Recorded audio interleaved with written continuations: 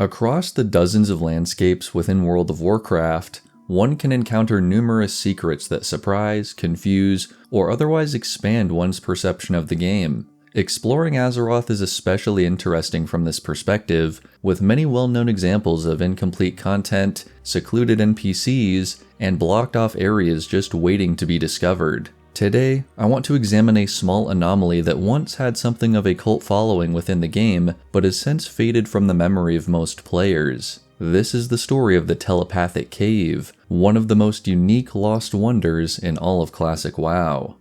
Far to the west, in a realm of sand-swept crystals and ancient dunes, sits a cave. This is Ortel's hideout, home to the hermit Ortel who provides a few world quests here in Silithus. There is nothing inherently special about this cave. There are dozens in the game that share the same layout, same background music. Its novelty only comes into play when we consider it is in fact one of two locations that make up a pair of intertwined caves. So where can its twin be found? It turns out very far from this land of desolation, in a region of snow and ice, Morogh.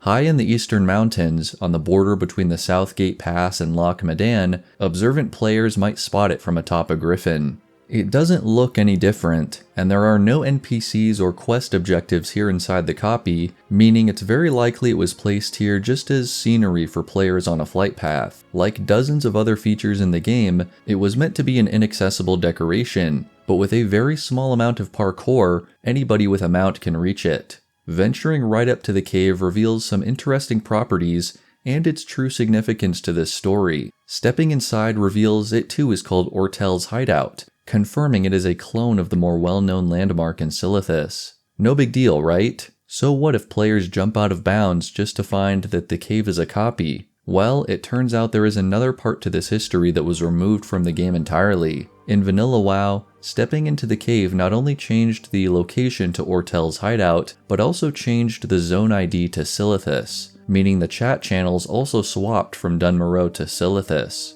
From a technical standpoint, this happened because while the tiles of the ground terrain are assigned to Morogh, walking off the terrain and into the separate cave meant the player's location data would be updated to whatever the cave had listed, in this case, Silithus. This oversight by the devs, originally done just to reuse a game asset, meant players here in the second cave could communicate with players in the first, or really anywhere in the zone of Silithus. To my knowledge, this is one of the only cases of this mismatch happening inside the game, making it a really weird and unique phenomenon, and I suppose useful if you're wanting to hear about the joys of farming bugs from the comfort of the Dwarven lands. The last recorded instance of the caves working was in 2010, shortly before the end of Wrath of the Lich King and the complete overhaul of the map. In classic WoW, the caves have lost most of their magic, and entering the copy in Morogh no longer swaps the chat, but it does still change the name of the area to Ortel's hideout. I'm not sure if this was an intentional change made by Blizzard, or if something in the game code changed, but either way, on all live versions of the game, the caves no longer permit any sort of cross-zone telepathy, making it a sort of lost wonder that now only exists in legend.